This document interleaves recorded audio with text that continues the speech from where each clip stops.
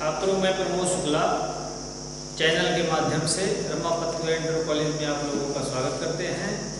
आज हम junior section के बच्चों को, कक्षा 8 के बच्चों को गणित विषय में क्षेत्रमिति पढ़ाने जा रहे हैं, जिसमें आपको आज सिखाया जाएगा आयत का परिमाप, आयत का क्षेत्रफल, वर्ग, वर्ग का परिमाप, वर्ग का क्षेत्रफल, ये बातें।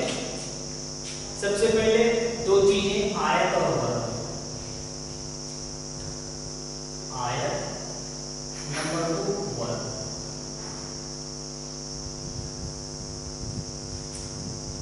आयत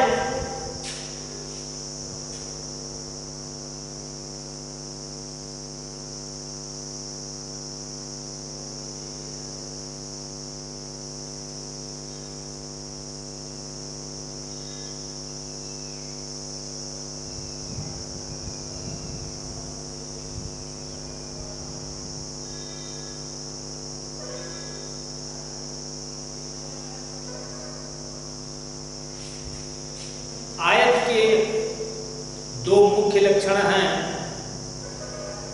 पहला लक्षण है आयत के आमने सामने की भुजाएं सदैव बराबर होती हैं, और दूसरा लक्षण है आयत के सभी कोण 90 अंश के होते हैं, अर्थात प्रत्येक कोण 90 अंश के होते हैं। अब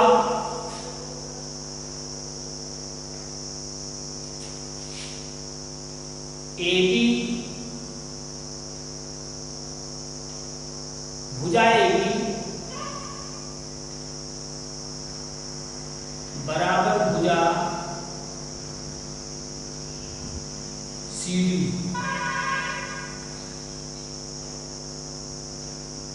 और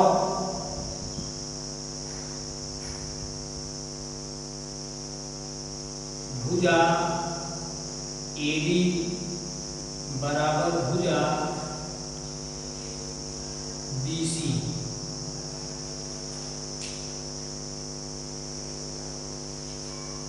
यदि AB की माप 10 सेंटीमीटर है तो CD की माप भी 10 ही सेंटीमीटर की होगी, यदि ये आयत है तो।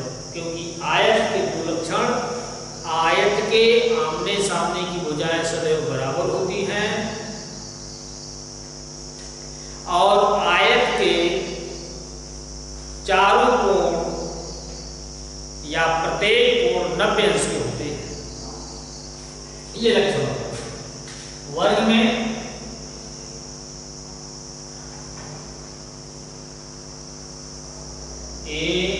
ABCD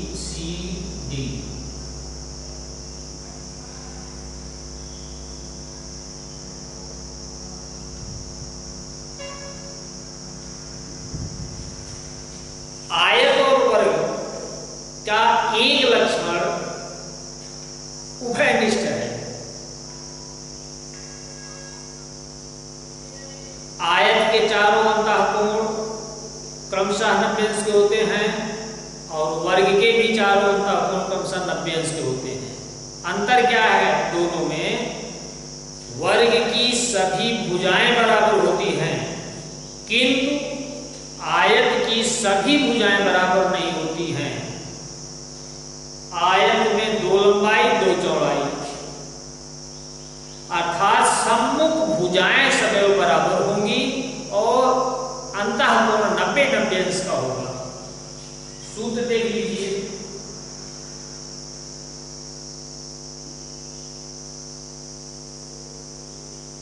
पहले आयत का क्षेत्रफल बराबर होता है लंबाई गुणे चौड़ाई, जो आएगा मात्रक वर्ग इकाई में आएगा। अगर लंबाई चौड़ाई क्रमशः मीटर में है तो क्षेत्रफल वर्ग मीटर में आएगा, लंबाई चौड़ाई क्रमशः सेंटीमीटर में है तो क्षेत्रफल वर्ग सेंटीमीटर में आएगा। दूसरा फार्मूला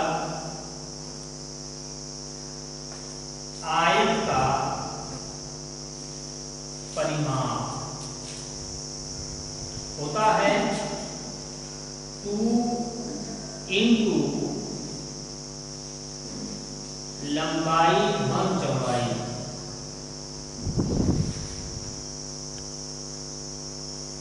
मात्रक आएगा इसका इकाई में। यदि मीटर में लंबाई चौड़ाई है तो परिमाप मीटर में आएगा, यदि लंबाई चौड़ाई सेंटीमीटर में है तो परिमाप सेंटीमीटर में आएगा। दूसरे तरीके से इसका किसी भी आकृति, चाहे त्रिभुज हो, चाहे आयत हो, चाहे वर्ग हो, चाहे समचतुर्भुज हो, परिमाप का अर्थ है सभी भुजाओं का क्रमशः योग। जितनी भुजाएं जिस माप की हैं, यदि उनका हम योग कर देते हैं तो उस आकृति का वो परिमाप हो जाता है। अब जैसे 10 मीटर और 8 मीटर, ये भी 8 मीटर हो जाएगा, ये 10 मीटर हो जाएगा। निकालना है हमको क्षेत्रफल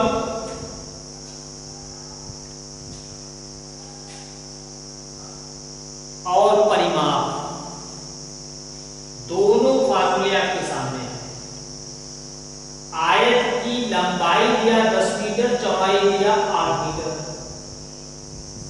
निकालना है हमको क्षेत्रफल और परिमाप। तो सबसे पहले आयत का क्षेत्रफल बराबर सूत्र लिखते हैं लंबाई गुणे चौड़ाई वर्ग इकाई। दिया है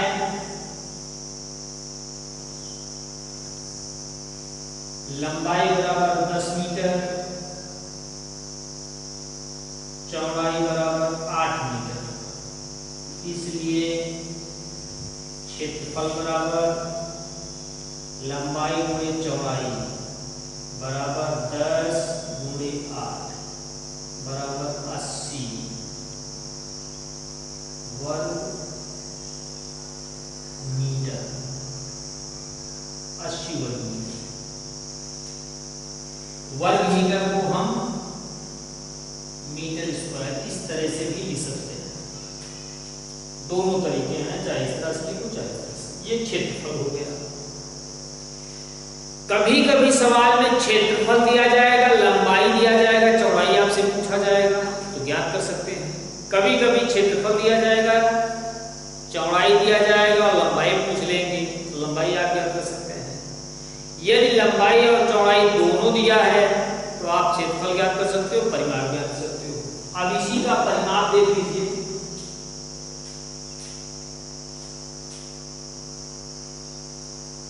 आयत का परिमाप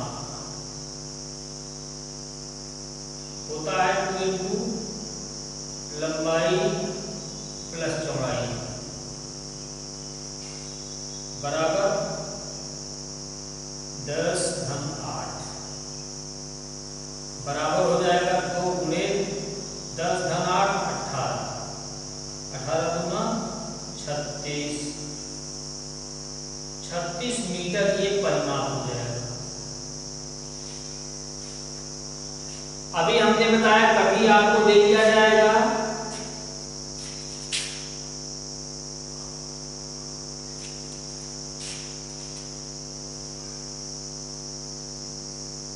क्षेत्रफल और लंबाई। जैसे किसी सवाल में आपको दिया गया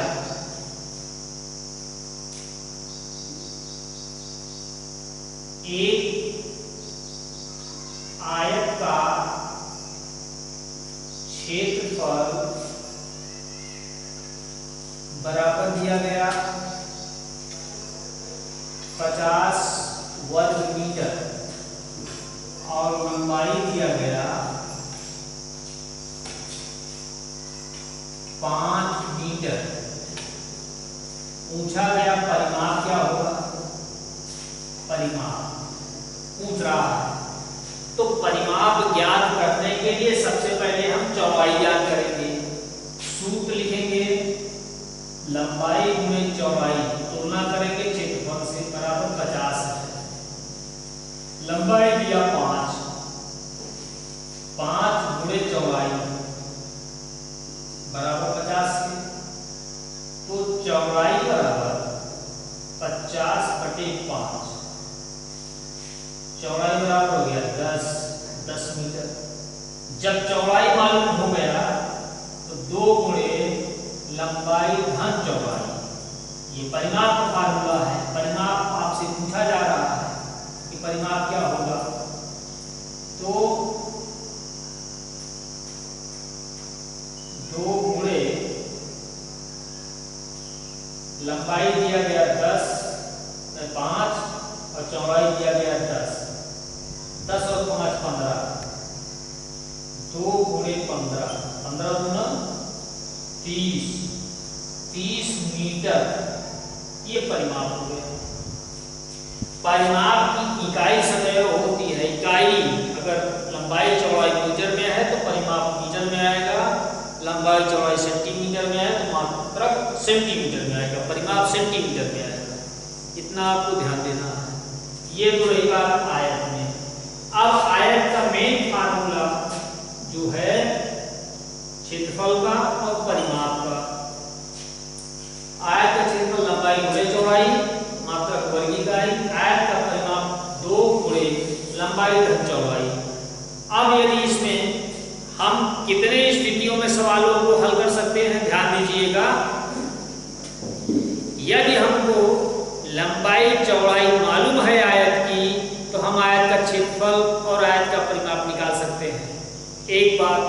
दूसरी बात, यदि आयत का क्षेत्रफल और आयत की लंबाई ज्ञात हो तो हम आयत की चौड़ाई ज्ञात कर सकते हैं और इसके माध्यम से परिमाप ज्ञात कर सकते हैं। और यदि आयत की लंबाई, आयत का क्षेत्रफल हमको मालूम है तो चौड़ाई ज्ञात कर सकते हैं, क्षेत्रफल और चौड़ाई मालूम है तो लंबाई ज्ञात कर सकते हैं। जब हमको आयत की लंबाई और चौड़ाई दोनों प्राप्त हो गई, मिल गई, तो हम आयत का परिमाप निकाल सकते हैं, क्षेत्रफल निकाल सकते हैं। फिर यदि हमको आयत का परिमाप मालूम है, लंबाई मालूम है, तो हम परिमाप के फार्मूले से तुलना करके सूत्र से चौड़ाई ज्ञात कर सकते हैं। और यदि आयत का परिमाप और चौड़ाई दिया है तो लंबाई ज्ञात कर सकते हैं। अब अगली बात वर्ग पे आ जाइए।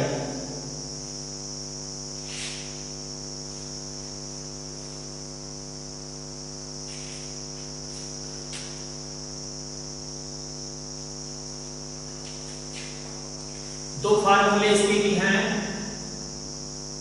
पहला, वर्ग का क्षेत्रफल बराबर होता है भुजा का स्क्वायर, वर्ग इकाई मात्रा।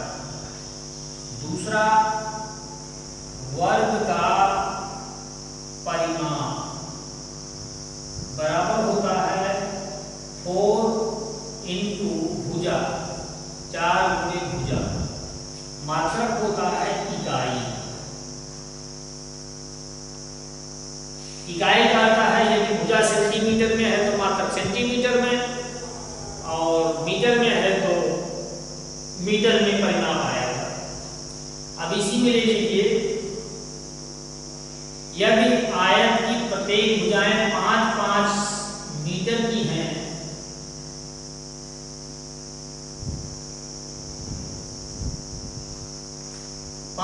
मीटर,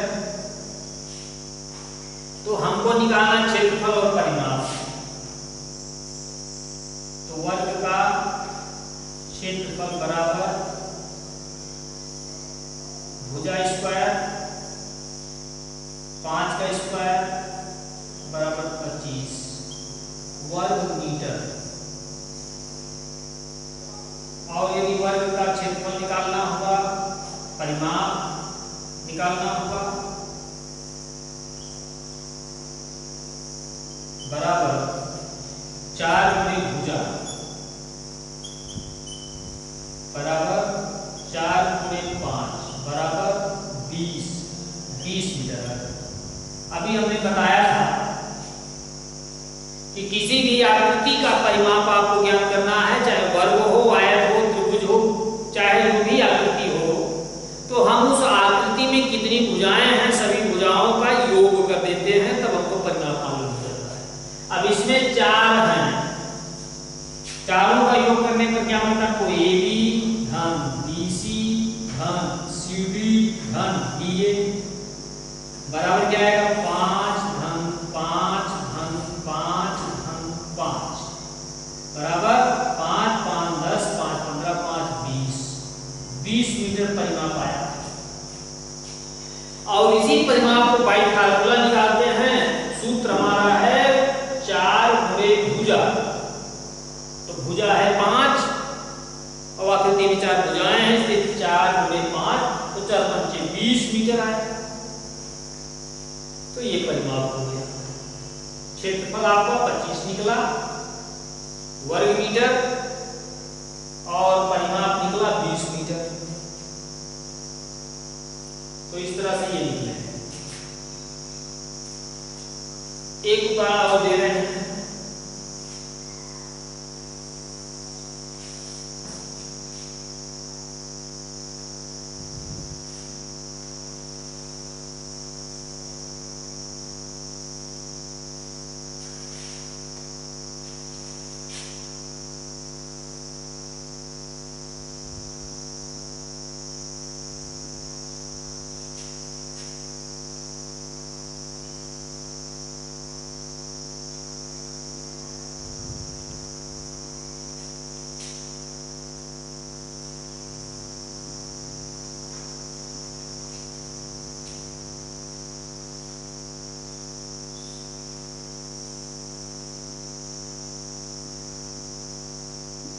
एक आयत का क्षेत्रफल 60 वर्ग मीटर है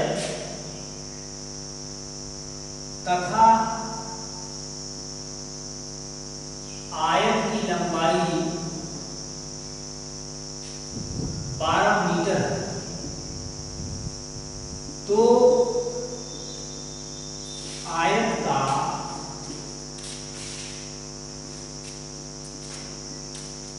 परिमाप ज्ञात कीजिए।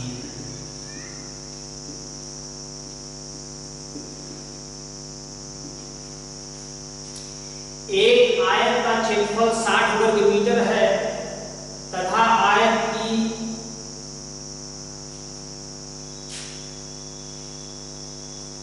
लंबाई 12 मीटर है। तो आयत का परिमाप ज्ञात कीजिए। तो सबसे पहले क्षेत्रफल का सूत्र लगाते हैं।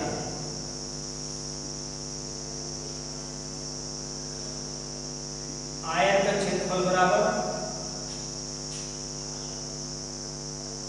लंबाई गुणे चौड़ाई बराबर 60 दिया है। लंबाई 12 है, चौड़ाई को ज्ञात करना है।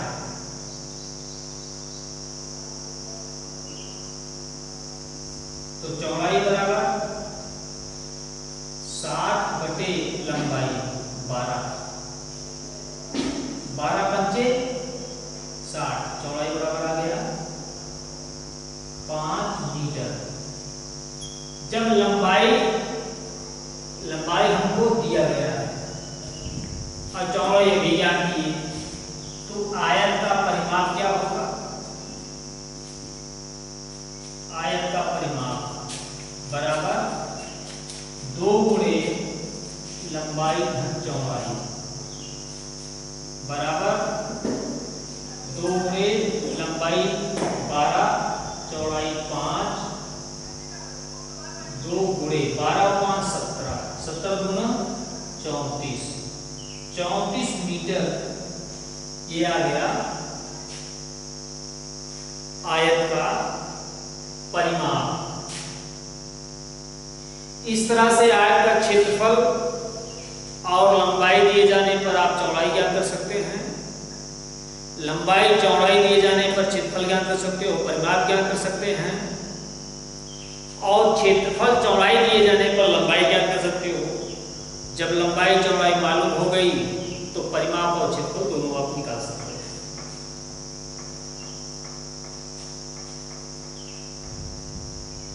वर्ग में आइए दूसरा उदाहरण एक और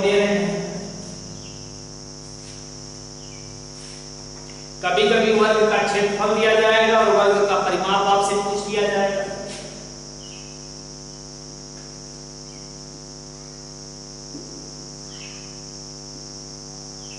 एक वर्ग का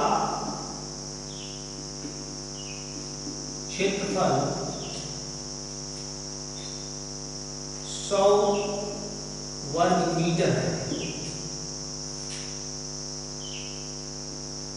वर्ग का परिमाप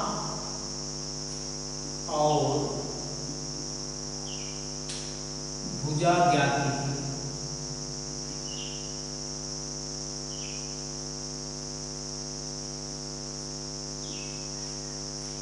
दिया गया वर्ग का क्षेत्रफल, पूछा जा रहा है वर्ग का परिमाप और भुजा। तो हम जानते हैं वर्ग का क्षेत्रफल बराबर भुजा का स्क्वायर, भुजा का वर्ग। तो भुजा का वर्ग दिया गया 100, माना भुजा बराबर a square equal to 100, a इक्वल टू अंडर रूट 100 या a इक्वल टू 10, a का मान आ गया 10। अब वर्ग की प्रत्येक भुजा 10-10 मीटर की होगी। परिमाप का फार्मूला क्या है? वर्ग का परिमाप। तो भुजा आपको मालूम हो गई, ये बराबर 10 मीटर। एक गणना कर लिए आप, परिमाप में आ जाइए 4 इंटू भुजा, ये सूत्र होता है परिमाप का। तो 4 into 8, 4 into 10 equal to 40, 40 metre. 40 metre इसका परिमाप आएगा। अभी जनरली फार्मूला आपको हमने बताया कि कोई भी आकृति हो, उसमें जितनी भुजाएं हैं सभी भुजाओं का योग कर दिया जाए तो उसका परिमाप मालूम हो जाता है। वर्ग है, वर्ग में 4 भुजाएं हैं, चारों भुजाएं इक्वल होती हैं, इसलिए सभी भुजाएं 10-10 मीटर की हो गई।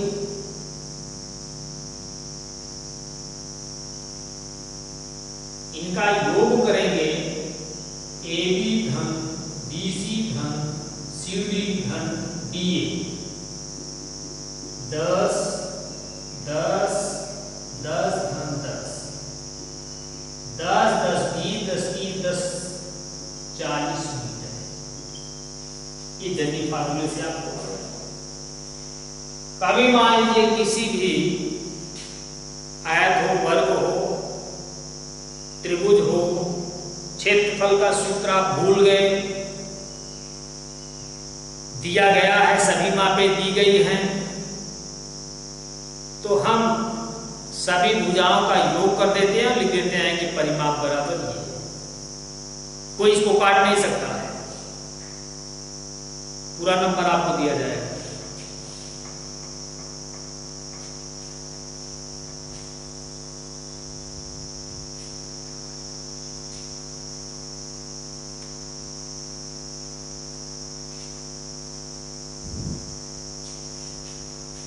अब आपको बताना है आयत और वर्ग के विकर्ण के बारे में। आयत के विकर्ण प्रत्येक में 2 विकर्ण होते हैं, दोनों विकर्ण इक्वल होते हैं, बराबर होते हैं। आयत में, एक आयत में 2 विकर्ण और दोनों विकर्ण बिल्कुल बराबर होते हैं। अगर ABCD ये आयत है जिसमें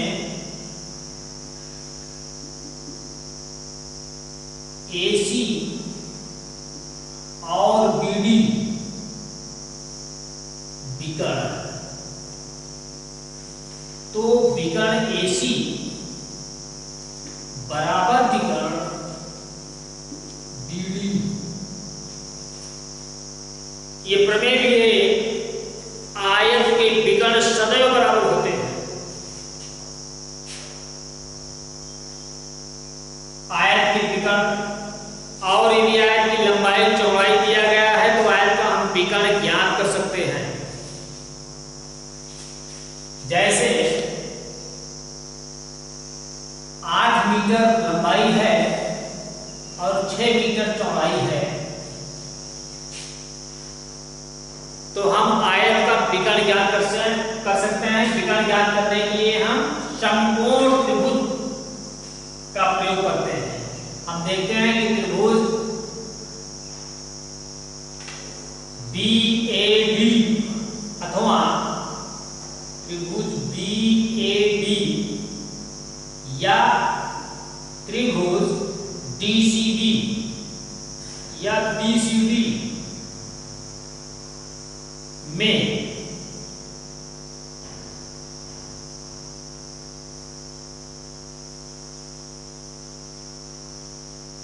कोण C बराबर 90 अंश, कोण A बराबर 90 अंश,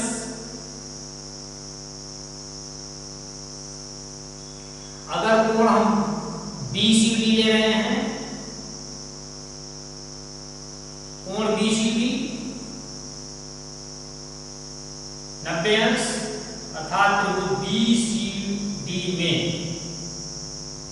कारण को ज्ञात करना है पाइथागोरस प्रमेय से। BD square equal to CD square plus BC square, 6 square plus 8 square 46 plus 84 64 64, जोड़ेंगे 6 4 10, 6 3 9 1 10, 100 आ गया। BD स्क्वायर बराबर आया, तो BD इक्वल टू हो जाएगा √100।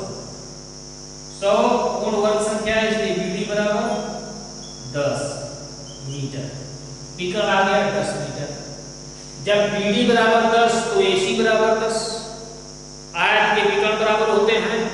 फिर वर्ग में आएंगे आप, वर्ग के विकर्ण एक दूसरे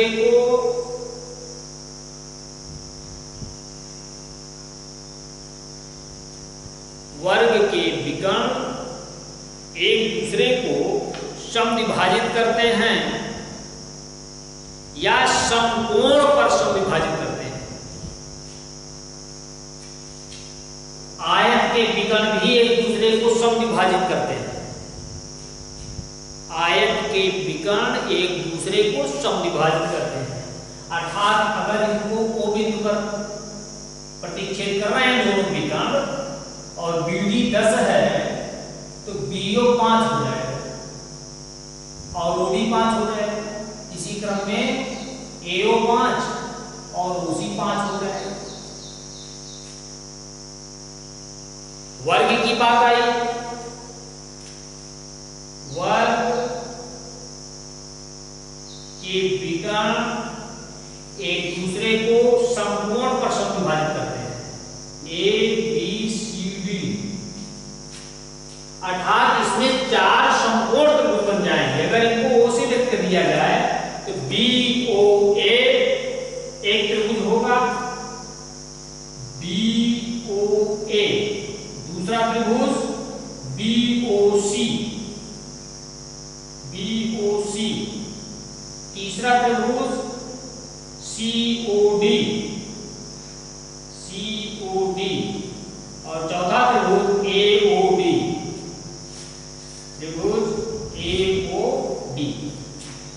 4 समकोण त्रिभुज बनेंगे। चारों समकोण त्रिभुज क्यों बनेंगे? क्योंकि वर्ग के विकर्ण एक दूसरे को समकोण पर समविभाजित करते हैं। ये भुजा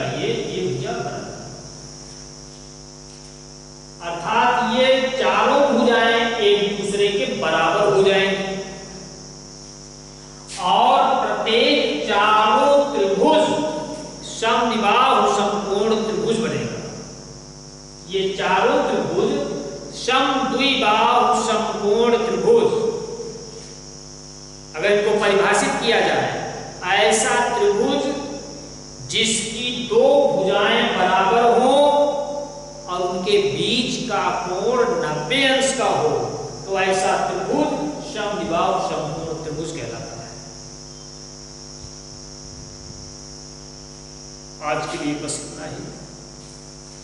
अगले पार्ट में आप पढ़ेंगे ज्यामिति में ही समकोण त्रिभुज का क्षेत्रफल और चतुर्भुजों के क्षेत्रफल।